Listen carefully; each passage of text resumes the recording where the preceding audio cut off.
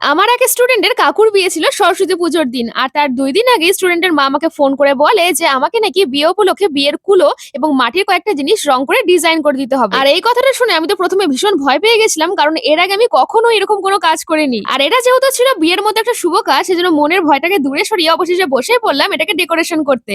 আর আমি কিন্তু এই ভিডিওটার মাধ্যমে তোমাদের সঙ্গে শুধুমাত্র কুলোটাই ডিজাইন করে দেখাবো। তাই প্রথমেই দেখো আমি হলুদ কালার দিয়ে কিন্তু কুলোর মাঝখান দিকটা এখানটা আমি রং করে নিয়েছি, আর বাকি যে অংশগুলো রয়েছে ওটাতে কিন্তু পুরোটা এখানটা আমি রেড কালার দিয়েছি। আর এটাকে তৈরি করতে করতে আমি এটাই ভাবছিলাম যে এর উপর আমি কি ডিজাইন করব। সত্যি বলছি, মাথার মধ্যে একদমই ডিজাইনের আইডিয়া আসছিল না। আর তার উপর আবার ছিল তুলির প্রবলেম, মানে ওরা যেই তুলিগুলো আমাকে দিয়েছে ওই তুলির হালাত এতটা বেকার ছিল যে আমি মানে এই কাজটা করতেই পারছিলাম না। তারপরে ওই তুলিগুলোকে ছেড়ে দিয়ে আমি যেই তুলিগুলোতে নিজের কাজগুলো করি আর কি, ওই তুলিটা কিন্তু ব্যবহার করেছিলাম। আর আমি জাস্ট দিনের বেলা এই যে কুলোর যে চারধারটা ডিজাইনটা দেখছো ওটাই করতে পেরেছিলাম, আর বাকি এইটুকুটা কিন্তু আমি রাত্রিবেলা করেছি। আর সকালে উঠে ওই যে উপরে বধূবরণ আর এখানটায় বরকনের নাম কিন্তু আমি রাত্রিবেলা না সকালবেলায় করেছি উঠে। আর তার কারণটা হলো আমি এটা যাকেই দেখাচ্ছিলাম, বিশেষ করে আমার বাবা কিন্তু বারবার করে বলছিল যে এটার উপরে বধূবরণ আর বরকনের নাম লিখলে বেশি ভালো লাগবে। তো ওটাই কিন্তু আমি এখানটায় করেছি। আর সাদা দেখো দুটো পান পাতাও কিন্তু এখানটা আমি এঁকে দিয়েছি, এবং তারপরে দেখো মাঝখানের দিকে এখানটায় লাল কালার দিয়েছি আর সাদা কালার দিয়ে কিছু ফুটি ফুটি ফুটি টাইপের ডিজাইন করে দিয়েছি। আর পান পাতাটা যেহেতু মানে একটু ফুটছিল না আর কি, সেই জন্য দেখো সাদা কালার দিয়ে আমি একটু হাইলাইটও করে দিয়েছি,